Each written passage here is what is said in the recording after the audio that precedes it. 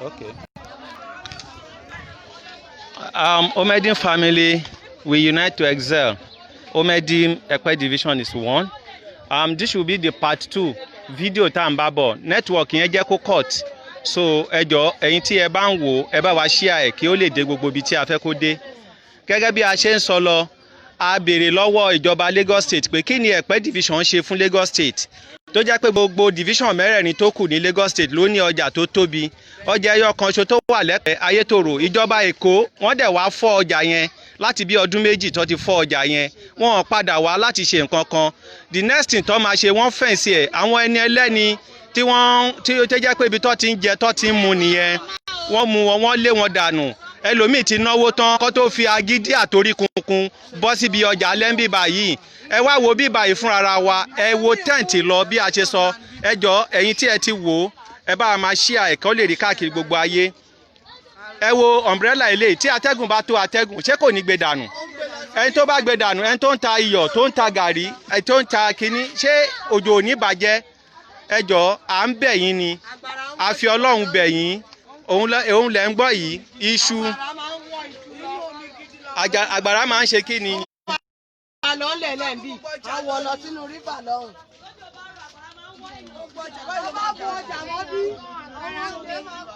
So òun lẹ̀ ń sọ ẹni pé òjò ń wọ́yàn lọ. Òjò ń wọ́yàn lọ ń bì báyìí. Ṣé ẹ rí i pé ìjọba Lagos State ó yẹ kẹ́ fọwọ́ bojú ni? Ó yẹ kẹ́ fi ọwọ́ bojú. Hello èèyàn wa ni àbá sọ̀rọ̀ ó máa gbọ́ tipátipá ṣé Sanwó-Olú kó lè ẹ gbé síbẹ̀ kó lè mọ̀ kán dìbò fóun. Ẹ ti rí gbogbo ìbò wa tá a dì fún yín, ṣe ti rí APC gbogbo ìbò wa tá a dì fún yín kí lè rè wa. Mo ń sọ fún yín pé bíbá yìí ẹ ṣàánú wa o, ọjà wa ẹjọ́ tó Ọlọ́run abẹ yín ni o, ẹjọ́ o, ọjà kan ṣe tẹ́pẹ́ ní ẹ ṣàánú wa o. Òun lẹ̀ ń wò yìí, ẹjọ́ nítorí tọ́ Ọlọ́run Ọlọ́run bẹ̀ yín, ẹjọ́.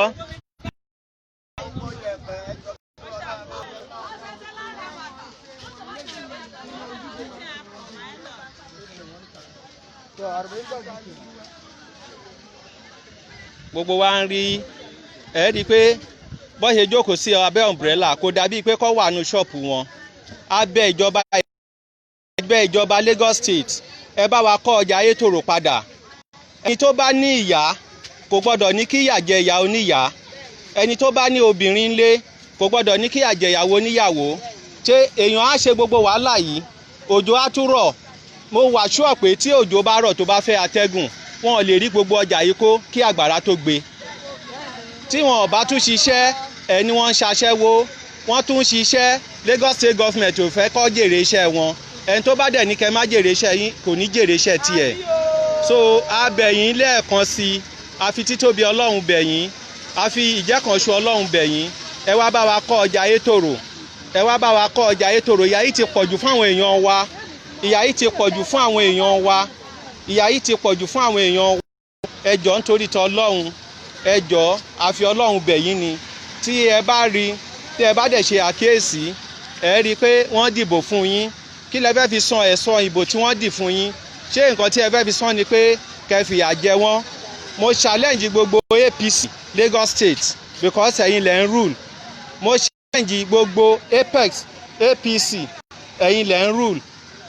Mo challenge yín because election mi tún bọ̀ sí ẹ tún ti gbò fún lẹ́pẹ́ ẹ ti ó ń lọ sí Senate. Gbogbo nǹkan tí ó dẹ̀ ń jẹ Ẹ̀pẹ́ ń yà ẹ ṣe Ayétòrò tá tún fi ń jẹun ẹmu ẹ wá fọ́ dànù. Ẹ kó àwọn ìyá níyà ẹ kó wọn sínú òtútù àyà òtútù wọn sí. Ṣé ó ń da báyìí? Ẹ jẹ́ kí a fúnra wa wò ó. Tó bá jẹ́ ìyá wa làwọn ìyá yìí, tó bá jẹ́ ìyàwó wa làwọn obìnrin yìí, ṣé inú wọn wà yìí? Ṣé inú wa máa dùn pẹ̀lú condition tí wọ́n wà yìí? À á dé ọ̀dọ̀ àwọn olórí ọjà, à á fọ̀rọ̀ béèrè ọ̀rọ̀ lọ́wọ́ wọn, ká wo bóyá inú wọn dùn sí bí wọ́n ṣe ń ṣe wọ́n níbí báyìí. Because bí ó ṣe wà yín sìn omi leléyìí. Ẹ dẹ̀ mọ̀ pé gbogbo òjò tó bá rọ̀ láti òkè Ẹ̀pẹ́ lọ́hùn tó bá ń ṣọ̀bọ̀ etí odò ló ń bọ̀. Gbogbo ẹni tó pàdé níbí báyìí ẹ wò gàrí leléyìí. gàrí lélẹ̀ umbrella lélẹ̀ òjò bá rọ̀ tátẹ́gùn bá fẹ́ definitely ó máa waste ọjà ọlọ́jà. Ẹ wá bá wa kọ́ ọjà Ayétòrò padà abẹ̀yìn Lagos State Government gbogbo ẹ̀yin aláṣẹ pátápátá lábẹ̀ ẹ wá bá wa kọ́ ọjà Ayétòrò padà à ń bẹ̀ yín ni kó tó di pé ó máa di èébú àti èpè àti nǹkan míì a sì wá fi eléyìí bẹ̀ yín ni ẹ wá bá wa kọ́ ọjà Ayétòrò padà. Ẹ wo àwọn obìnrin bó ṣe ń struggle láti support families wọn tẹ bá wo bíbà yẹn rí kóbìnrin ló pọ̀ jù ṣe ti rí inú omi ṣe ti rí. Àgbàrá máa gbé ọjà lọ gbàgbàrá bá ti bẹ̀rẹ̀ tójò bá ti rọ̀ báyìí a kì í ní ìsinmi rárá ọjà àgbàrá máa gbọ́jà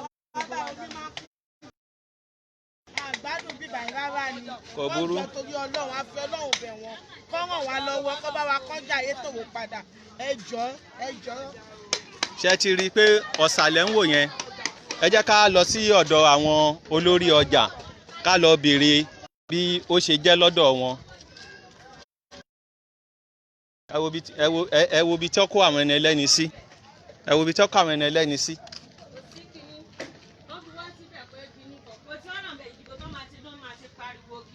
tó bá dẹ̀ ti wọlé tán kò tí nǹkan wá tún dà wá padà sínú erétéètì omi.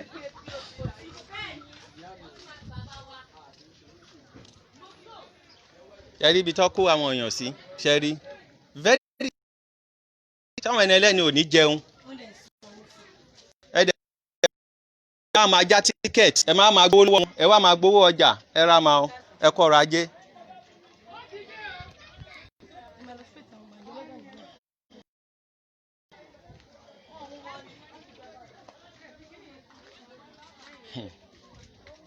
Ẹ bá wa bẹ ìjọba Lagos State o ìyàtọ̀ fi ń jẹ Ẹ̀pẹ́ division ti pọ̀ jù o ìyàtọ̀ fi ń jẹ Ẹ̀pẹ́ division ti pọ̀ jù o ẹ lọ sí Yaba ẹ̀rọ́jà ńlá ń bẹ̀ o ẹ̀rọ́jà ńlá ń bẹ̀ o ẹ lọ káàkiri ṣe ti rí pé etí omi lọ́wọ́ ru àwọn ìyá oníyàá sí ṣe ti rí omi àgbàrá tó bá ń bọ̀ látòkè Ẹ̀pẹ́ lọ́hùn ẹ jọ̀ọ́ torí tọlọ́hun mo fọlọ́hun bẹ̀ yín à ń bẹ̀ yín gbogbo Ẹ̀pẹ́ la fi bẹ̀ yín àfọ̀ṣì Ẹ̀pẹ́ a fi bẹ̀ yín ẹ bá wa ṣe ọjà wa ẹ bá wa kọ́ ọjà Ayétòrò tẹ bá dẹ̀ mọ̀ pé ẹ̀ ní kọ́ ẹ dá wọn padà síbẹ̀ kálukú á ṣe tẹ́ǹtì síbẹ̀ akúkú mọ̀ pé kò síjọba lẹ́kọ̀ọ́ a mọ̀ pé kò síjọba lẹ́kọ̀ọ́ ẹ káàsán mà yes ma yes ma. èmi ní alájà Àbẹ̀ní déjọ ń wò ìyá ọlọ́jà Ayétòrò market. ẹ̀yin ni ìyá ọlọ́jà Ayétòrò market ṣé ní bàbá ọlọ́jà ń bí a ní bàbá ọlọ́jà. bàbá ọlọ́jà yín dà. ọlọ́jà wa náà ló wà níbí. bàbá ọlọ́jà ló dé. ok kí lorúkọ yín sà. orúkọ mi làlájì Tajudeen Nureni.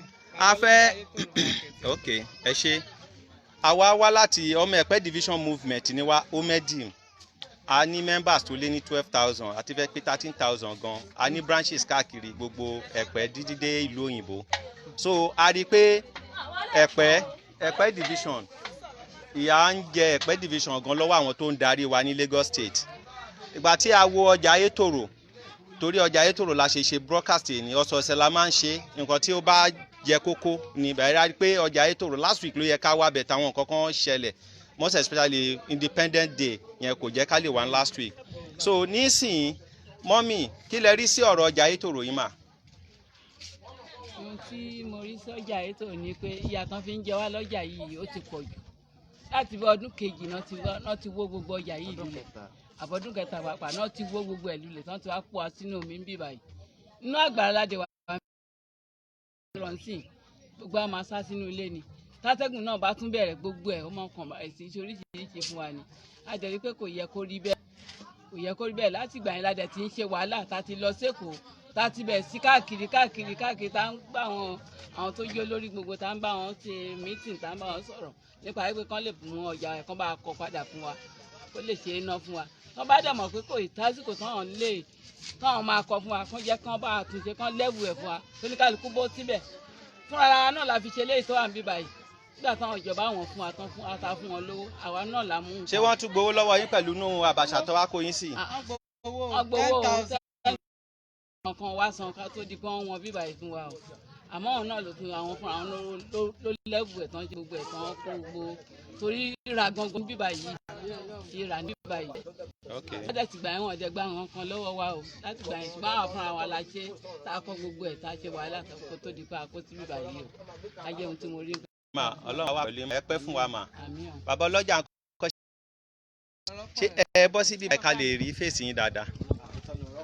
ẹ ṣe nípa ọ̀rọ̀ ọjà wa yìí ó dọdún kẹta wọ́n ti gbogbo ẹ̀pẹ́ division dẹ̀ ń jẹ láyétòrò kì í ṣèrò ẹ̀pẹ́ nìkan ló ń jẹ gbogbo ẹ̀pẹ́ division Òkun Àgbọ̀wá Erédò gbogbo wọn ló wá ń nájà bíbá ẹ̀ kì í ṣe ayétòrò kì í ṣe ẹ̀pẹ́ nìkan ṣo ló ń jẹ àǹfààní ayétòrò a fẹ́ bẹ ìjọba ìbílẹ̀ Èkó kọjọ torí Ọlọ́run kán rí tiwa rò lẹ́pẹ́ kán bá wa kọ́ ọjà yìí la ti ń jẹun wọ́n ti sọ ọgbọ́n Ọlọ́run máa sọ wá doníranù káàkiri gbogbo ayé ẹni tó máa sí kìí ṣèyàn 30 tó ti kú torí ọjà yìí nígbà tó ti wo Ọlọ́run kó ṣàánú wọn à ń bẹ Sanwó-Olú Babájídé Sanwó-Olú kó ṣàánú wa kó sanwó ẹ̀pẹ́ kó ṣàánú wa kó bá wa kọ́ ọjà Ayétòrò yìí padà ibi tó kó wa sí yìí àgbàrá ti gbé wa ó ti gbé gbogbo èèyàn lọ tán ó di ọmọ méjì tí àgbàrá ń gbé lọ ní ọjà Ayétòrò bẹ́ẹ̀ ni àgbàrá gbéyàn lọ àgbàrá erosion tó bá ti gbé wọn báyìí inú ọ̀sà ló ń gbé wọn lọ straight ọtọ́ wá fẹ́ bá ara jà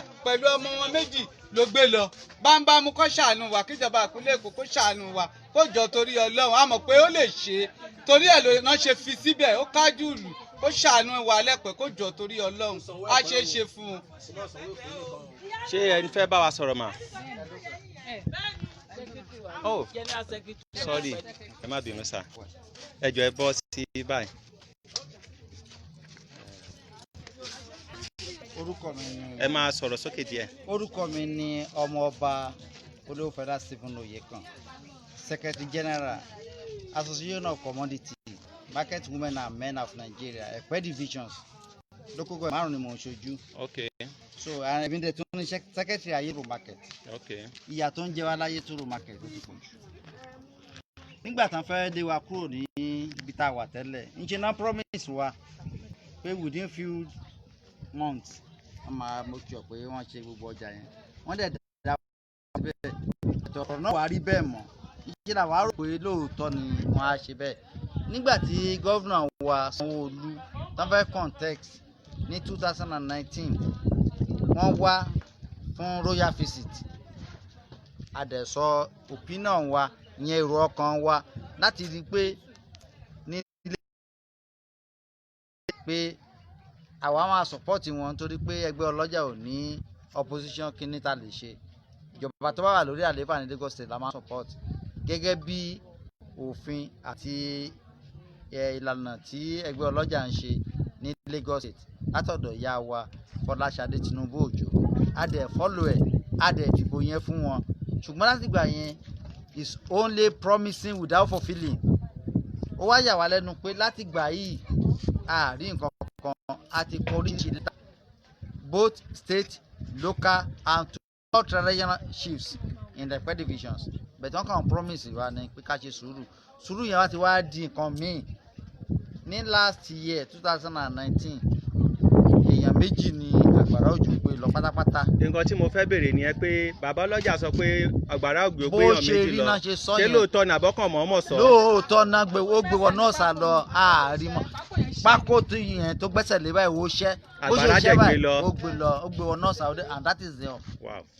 láti ìgbà yẹn a dẹ̀ ń gbégbèsè oríṣiríṣi kán tẹ̀ ẹ̀jọ́ kán kó wa kúrò níbí báwọn tiẹ̀ tí lè kọjá fún wa kán dá wa padà síbi tá a wà tẹ́lẹ̀ bó ṣe umbrella lóní ká kú lè gbà síbẹ̀ ká wà ń bẹ̀ so ìyẹn ni a ti wà lẹ́nu ẹ̀ ó kánjọ kán ṣàánú wa enough is enough a ní option torí pé a lè ṣe opposition party ibi tí wọ́n ti ń lọ làwọn ń lọ. ẹ wo a ní option tí a bá ṣiṣẹ́ fún wọn tó bá yẹ kó tí wọ́n là bá ṣiṣẹ́ tó bá yẹ kẹ́ fún lówó owó iṣẹ́ tó ṣe nírọ̀lẹ́ tẹ́ ẹ̀ bá fún ó lè má ṣiṣẹ́ fún yín mọ́ ọjọ́ kejì. nǹkan tó ń ṣe ni wípé. a ní option ìtẹ̀yìn gẹ́gẹ́ bí ẹgbẹ́ ní dìbò gẹ́gẹ́ bí ẹgbẹ́ ọlọ́jà tẹ́ bá dé láyé àwọn àgbàlagbà wọ́n ní dẹ́mu mo wà bó rójú mi bó ṣe kíní bó rọ́kàn mi dẹ́mu mo wà so a ní option tó o bá ṣe nǹkan tó ta fẹ́ fún wa débi ìjọ láti councillor dé chairman a lè decide pa dìbò fún APC mọ́ tí ó ti yé ẹ jẹ́ kó mọ̀ pé ẹ jẹ́ kó mọ̀ pé a ní mind láti lè change mind wa tá a bá ṣe yẹn wọn ò ní change sí wa torí pé wọ́n ti believe pé push me I go là ń ṣe lẹ́pẹ́ ni wọ́n lè ṣe rí nǹkan tó ń ṣe yìí tó bá jẹ́ ẹjẹ́ sọ fún yín tó bá jẹ́ pé Ìbẹ̀jú Lẹ́kì dá dúró bíi division ni wọ́n lè bá ìgbà tó bá Ìbẹ̀jú Lẹ́kì lórí àwọn kankan lórí politics Ìbẹ̀jú Lẹ́kì dá show wọn bẹ̀tì Ìbẹ̀jú Lẹ́kì pẹ̀lẹ́pẹ̀ wọ́n jọ papọ̀ àṣẹ division ni tí ó ti yé yín bẹ́yẹn so a ní option so ẹ máa sọ̀rọ̀ yín lọ. ẹ bá nípa ní option mo gbà ṣùgbọ́n síbẹ̀síbẹ̀ every Tuesday la máa ń lọ sí ọ̀dọ̀ Ìyálọ́jà General of Nigeria Alhaja Fọláṣadé Tinubu Òjó. nǹkan tá dẹ̀ tẹ̀ máa wá létí ni pé ká make sure pé a gbárùkù ti ìjọba tó wà lórí àlééfà. kí ni àwọn ìjọba náà ń ṣe láti gbárùkù tẹ̀yìn. ìyẹn ló wá ń yà wá lẹ́nu sìn. àbí ìwọ fọkóbìnrin kò máa ṣáàdúrà àrọkọ rẹ kò lè náwó ìgbà tọkọ yẹn lówó tó fi mọ ìyàwó yẹn. mo fọ wá o. àbí. ìyẹn gan-an ló wá ń jẹ́ concern fún wa. so ẹjọ tẹ bá ti padà sílé ẹgbẹ́ lẹ́kọ̀ọ́ kẹba ṣe sọ fún ìyá wa Fọláṣadé Òjó Ọlọ́run alọ́rẹ̀ mi wọn fún wa ẹ bá wa bẹ̀ wọ́n kó lo ipò wọn láti make sure pé wọ́n facilitate bí wọ́n máa ṣe tètè kọ́ ọjà Ayétòrò fún wa ìyà yìí ti pọ̀ jù a lọ káàkiri bẹ́ẹ̀ kọ́ wá lẹ́fù ẹ̀kọ́ dá wọn padà síbẹ̀ yẹn. nǹkan tá a wà áfítà gangan nìyẹn ń sìn nítorí pé a rí i pé à ń gbọ́ pé honourable wa Abíọ́dún Tọ́bù ó ń gbégbèsè nítòótọ́ àgbọ̀ yẹn ṣùgbọ́n síbẹ̀síbẹ̀ nǹkan tá à ń fẹ́ ni pé ní bíi àná wọ́n sọ pé gómìnà wa sọ pé wọ́n sọ pé. gómìnà sọ pé. ó sọ pé. wọ́n sọ pé yẹn ti di méjì. wọ́n sọ pé nínú nǹkan tó wà nílẹ̀ yìí bóyá ọ̀nà wa láti Ìbẹ̀jú sí Ẹ̀pẹ́ káwọn sọ di 6 lane àbí kán kọ́ Ayétòrò àwádẹ́ ń wò pé nítòótọ́ ọ̀nà ṣe pàtàkì fún wa but at the same time ọjà yìí ni gbogbo wa ń jẹ. ẹ wò ẹ má jẹ́ kí èèyàn kankan fi jújù bòyín lójú owó tó máa fi ṣe bíríìjì kékeré yẹn ó ti kọ́ Ayétòrò 4 so ká má ẹ̀chẹ̀ ní ọjà ṣé wọ́n lọ fún Lagos Island ní condition kan tó lọ kọ́ Yaba pé wọ́n ní ṣọ̀nà àbọ̀ máa ṣe kínní ẹ jẹ́ ká ẹ wò gbogbo yẹn Yas Gaga ló ń pè ẹ bèè lọ́wọ́ àwọn Yas Gaga wọ́n máa ń pè ní Yas Gaga ẹ̀tàn ló ń jẹ́ bẹ́ẹ̀ bobo is a bobo is a bobo bẹ́ẹ̀ ni ẹ ṣe. kí ló ṣe Ajíbóríṣà Abíọ́dún. ok. láti ọjà Ayétòrò market pẹ̀lú àwọn kọ́mítì Ayétòrò ẹ jọ̀ọ́ ẹ bá wa bẹ̀ gọ́fúnà wa Babájídé Sanwó-Olú kán bá wa bẹ̀ gbogbo Lagos state ẹ bá wa bẹ̀ ìyà ń jẹ wá lẹ́pẹ́ gan àtijọ́ tí gọ́fúnà ti wà lórí oyè a gbọ́rọ̀ Ẹ̀pẹ́ lẹ́nu wọn rárá.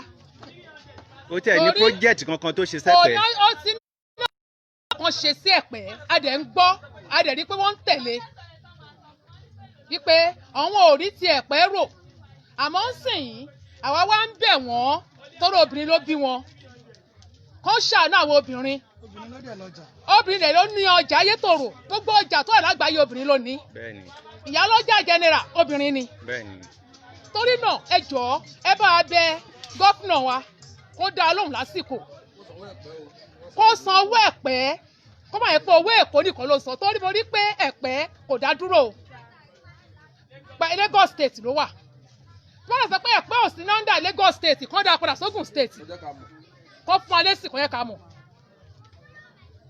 ọjà wa Ayétòrò kì í ṣe àwọn atakúrò ń bẹ̀ ń sìn láwà àyìnbẹ́ tó ti sick sílé nípa stroke tí ò ná ọjà yìí mọ́ àdẹ̀mẹ́ tó ti kú tá a ti lọ síbi bẹ́ẹ̀ rí ẹ̀ wípé ìrònú ẹni tó ti ń rí jẹ tí ò rí jẹ mọ́ ẹ̀dẹ̀ ń sọ yí pé ẹ̀ ń sanwó Èkó ẹ̀ sanwó Ẹ̀pẹ́ ìjà yìí pọ̀ o kọ́jọ́ kó bá wa bẹ̀ wọ́n lídà wa lẹ́pẹ́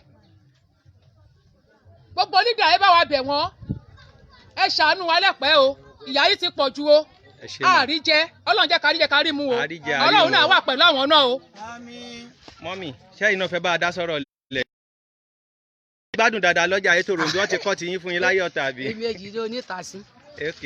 ẹ bá a bẹ̀ Sanwó-Olú kójú ọ̀tórí Ọlọ́run ìdààmú yìí pọ̀ jù ayáwó àrísàn níṣẹ́ là ń sá kiri gbogbo ọjà tá a kó débi tá à ń tà ìgbésẹ̀ ló jẹ́ fún wa.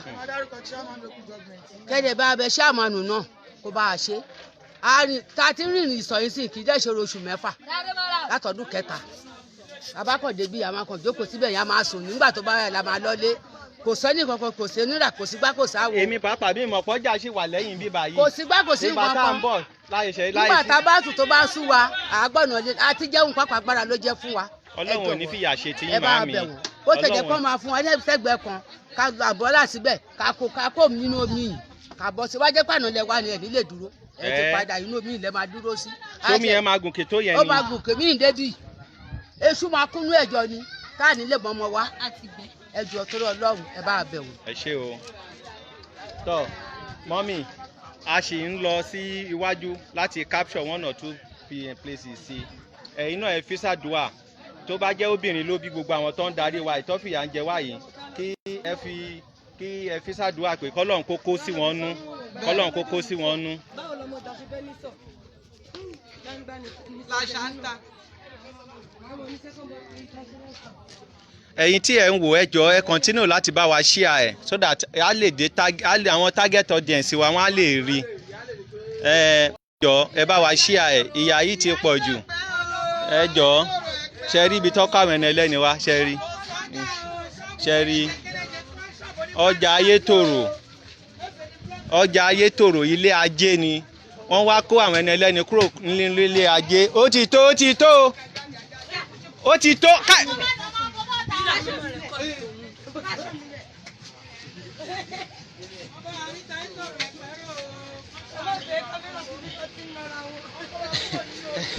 èkèbí torí wọn ọ̀tà náà lọ ṣe ń nọra wọn tó bá fẹ́ kọ̀tà tí kọ́sọ́mà wà ń bẹ̀ tí wọ́n máa ráyè ṣe kínní ni ṣé ẹ rí gbogbo nǹkan tí ìjọba Lagos State tí wọ́n dá sílẹ̀ so kí Ọlọ́run kó ṣàánú fún wa kí Ọlọ́run kó gbàdúrà wa ṣe ti rí kí ni ok kí ló ṣẹlẹ̀ síbí.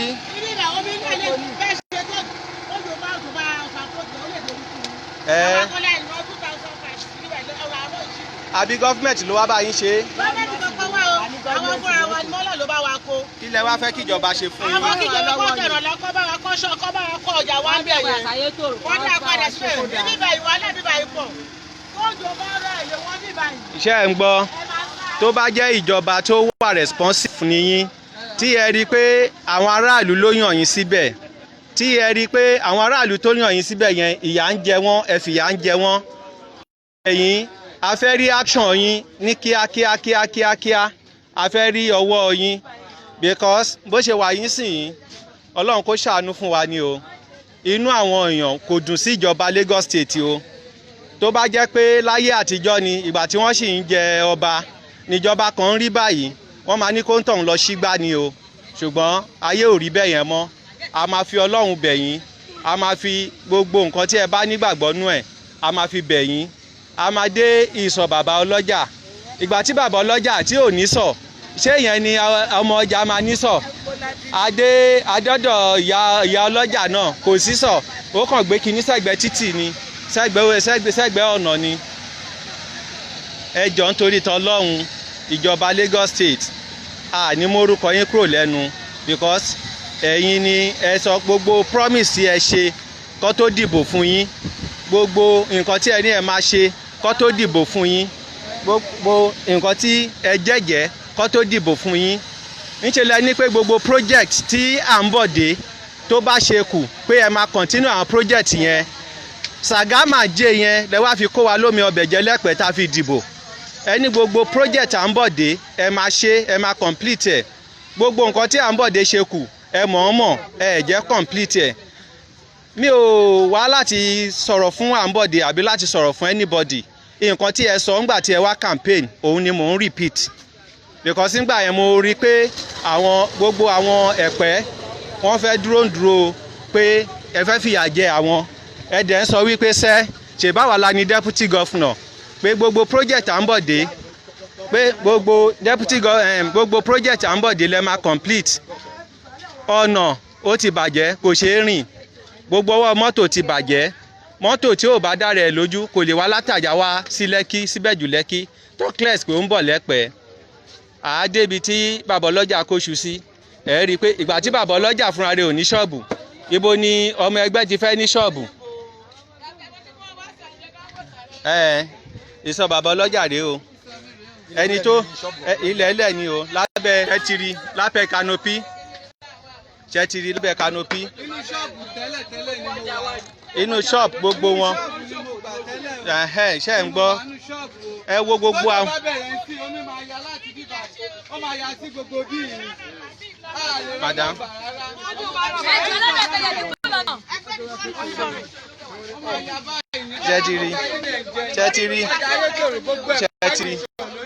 ṣẹ́tìrì wọ́n láti ṣe bíríìjì láì ṣe local government wọ́n tún ṣe bíríìjì ṣẹ́tìrì. a fi àsìkò yìí pe Sanwó-Olú ẹ̀jẹ̀ tó jẹ́ nígbà tí o wá campaign ẹ̀jẹ̀ tó jẹ́ ni pé gbogbo project ongoing project ẹ̀pẹ́ ló máa ṣe so ṣẹ́tìrì wọ́n ní oṣù last week iṣu tó kó 35 fún ọdẹ lọ́ta kọ̀ọ̀kan ẹ wo iye tí wọ́n 1000 so kó ṣàlànà oṣù méjì ṣé ó ń tọ̀hún ọlọ́mọ yẹ kó jẹ gbèsè Sanwó-Olú abẹ́ ẹ o ẹnu ẹ.